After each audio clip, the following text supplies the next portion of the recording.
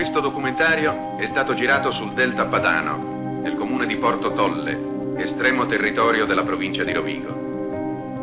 D'inverno, acqua, fango, vento e gelo assediano i suoi abitanti.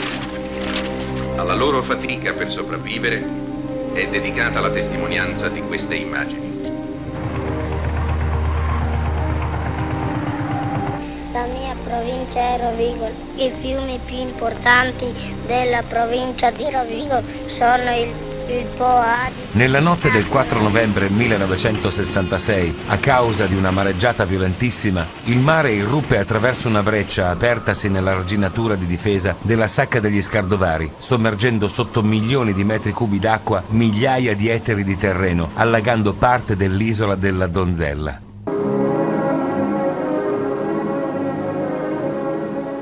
Il delta del Po, e precisamente una delle 3 isole che compongono il comune di Porto Tolle, denominata Polesine Camerini, è il luogo scelto dall'Ente Nazionale per l'Energia Elettrica per la più grande centrale termoelettrica italiana. L'isola di Polesine Camerini ha un'estensione di 3.500 ettari. Sorgeranno qui 4 gruppi monoblocco da 660 MW ciascuno per una potenza totale installata di 2.640 MW.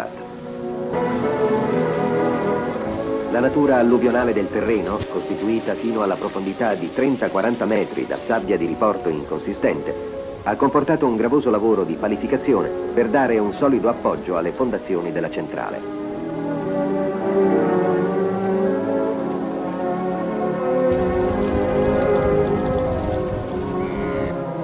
La centrale è stata progettata e realizzata dalla Direzione delle Costruzioni dell'Enel e dal suo centro di progettazione centrali termoelettriche e nucleari di Milano.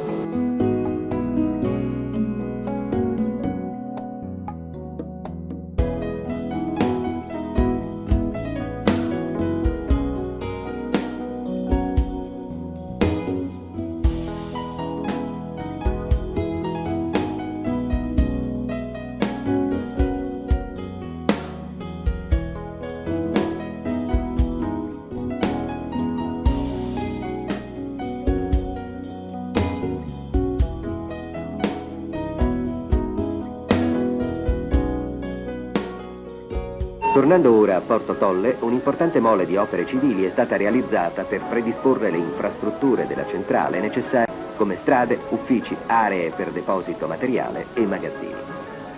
Pure notevole è stato l'impiego di mezzi di trasporto e di sollevamento per il movimento dei materiali, che per questo impianto hanno dimensioni e pesi di particolare entità.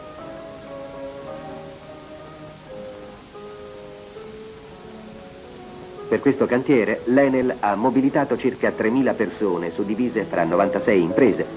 La centrale è collegata con un oleodotto al terminale petrolifero di Ravenna, distante circa 80 km. Così si presenta la turbina del primo gruppo alla fine del montaggio.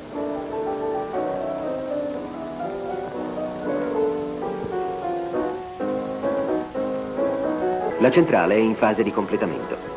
Una volta completata, alimenterà la dorsale principale della rete italiana a mezzo delle stazioni di smistamento di Forlì e di Dolo Venezia. Quando azioniamo l'interruttore della luce delle nostre case, soffermiamoci un attimo a riflettere su questo gesto quotidiano. Ci è consentito anche dal lavoro, dall'impegno finanziario, dalla tecnologia e dall'ingegno che traspare da quanto vi abbiamo mostrato.